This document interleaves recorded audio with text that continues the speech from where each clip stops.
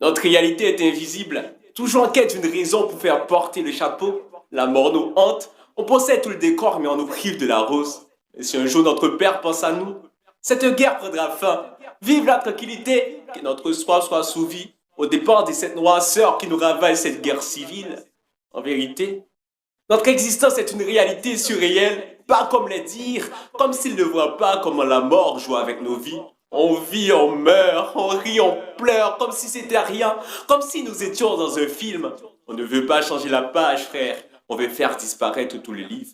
Chers jeunes, même si vous voyez que le soleil de l'espoir s'éteint chez vous, je me tiens debout pour vous dire que le bataille vient de commencer. Une manière de penser peut agir pour guérir vos blessures. Même si vous vivez dans une vie mortelle, bordel de merde, et le courage comme costume, la motivation et la détermination comme chaussures, en disant nous sommes faibles. Mais leur force vient de nous. Chez Uncle Sam, ce n'est pas le paradis. C'est la raison pour laquelle il décide de faire cohabiter l'enfer. Chers jeunes, on ne peut pas rester sans rien faire. Il est temps d'avancer. La fin de notre vie avance. La fin chante avec insistance. Une musique triste qui fait trembler nos tripes. On a abandonné le trip, certes, mais on n'obtient rien. Le temps est fâché contre nous, car on s'entretue. Vous avez oublié que nous sommes le pilier de la liberté. C'est grave.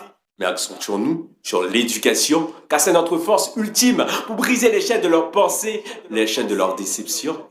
Nous pouvons sauver notre patrie et une mentalité de Poutine, car nous sommes le miroir qui reflète l'avenir. Qu'ainsi le slam, au pas la jeunesse.